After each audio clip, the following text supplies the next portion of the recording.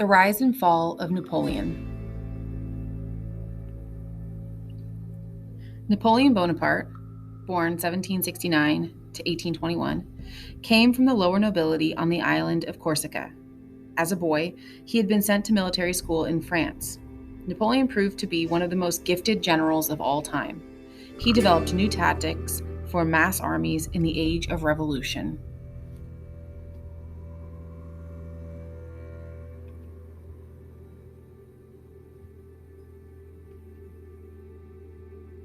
After the fall of Robespierre, France remained at war with Britain, Austria, and Russia. Under Napoleon's leadership, French armies invaded Italy and defeated the Austrians in 1797. His rapid movements took his enemies by surprise. Wherever French armies went, they acted as liberators, helping local patriots against their former rulers. The French set up new republics in Holland, Switzerland, and Italy. In 1799, Napoleon seized power in France, where the government had become unpopular. He then negotiated a peace with the other powers, including Britain.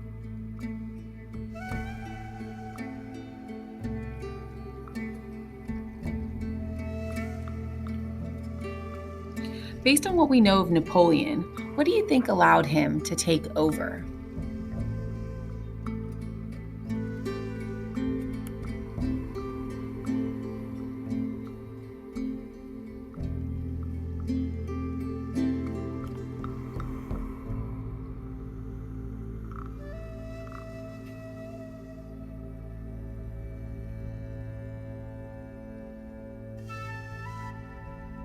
Napoleon used this breathing space to introduce domestic reforms, including a new legal code combining traditional laws with the changes of the Revolution.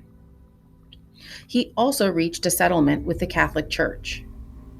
Napoleon attempted to combine the social reforms of the French Revolution with his own absolute power.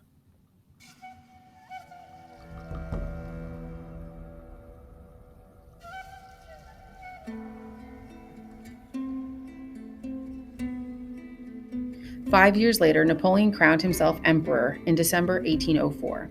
He was again at war with Europe. By the end of 1805, Napoleon had defeated all of the other powers except Britain. He created a new French empire covering much of Europe. Napoleon put his relatives and friends in power in Italy, Germany, Holland, Poland, and Spain.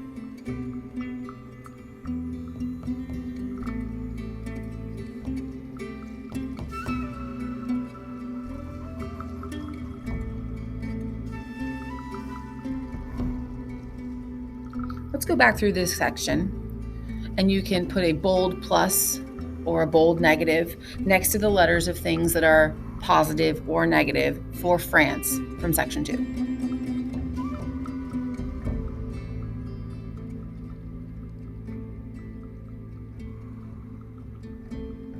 The fall of Napoleon. Napoleon's mighty ambitions united most of Europe against him.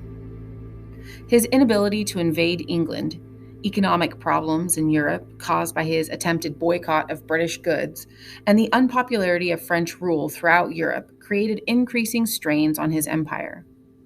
His conquests and wars awakened nationalist feelings in Britain, Spain, Germany, Italy, and Russia.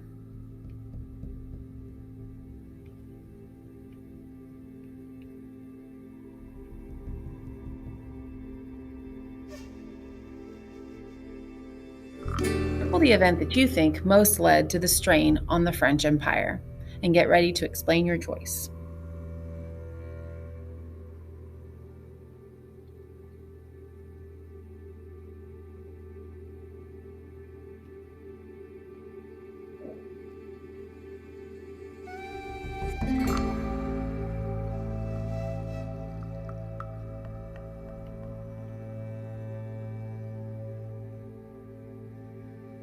In 1809, the people of Spain rebelled against Napoleon's brother, whom Napoleon had put on the throne. In 1812, Napoleon invaded Russia with his grand army of more than 600,000 men. At the time, it was the largest army ever assembled. He defeated the Russians, but Tsar Alexander I refused to surrender.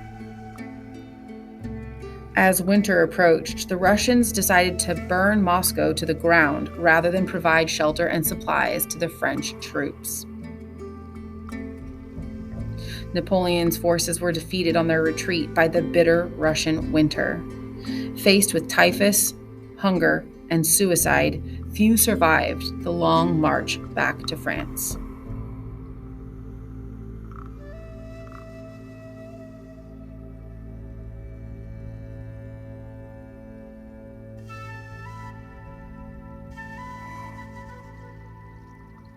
Napoleon himself returned to Paris to prevent rising discontent.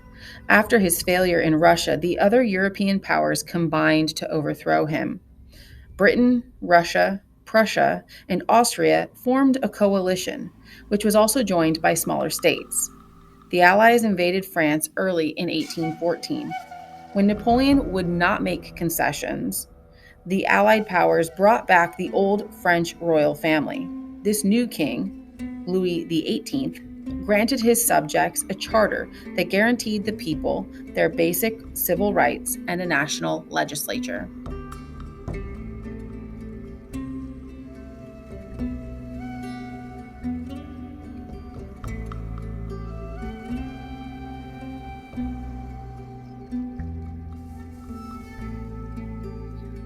Let's make connections. During which time period did these ideals first become popular? Think about when we first started to challenge absolute rulers.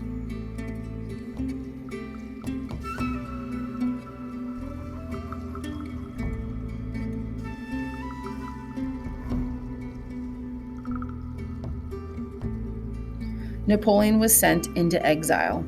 He suddenly reappeared in March 1815 and took over France for a brief time. He was defeated again at the Battle of Waterloo in June 1815. This time, the Allies imprisoned him on a distant island in the Atlantic, where he died in 1821.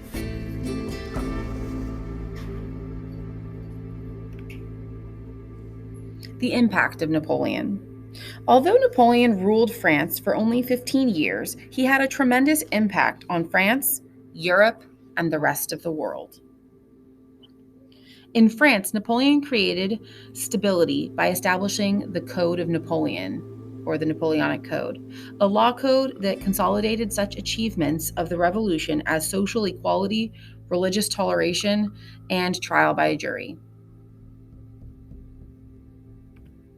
In Europe, Napoleon seized a large portion of Europe, introducing the ideas of the French Revolution and ending feudal restrictions and serfdom wherever he conquered. For example, his conquests in Germany led to the liberation of Jewish citizens from traditional restrictions.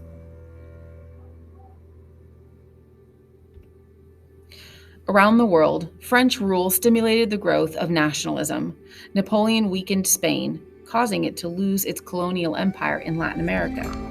He sold the Louisiana Territory to the United States in 1803. Using this chart, let's do a bit of application. Was Napoleon a positive or negative force in world history? Support your answer with specific examples.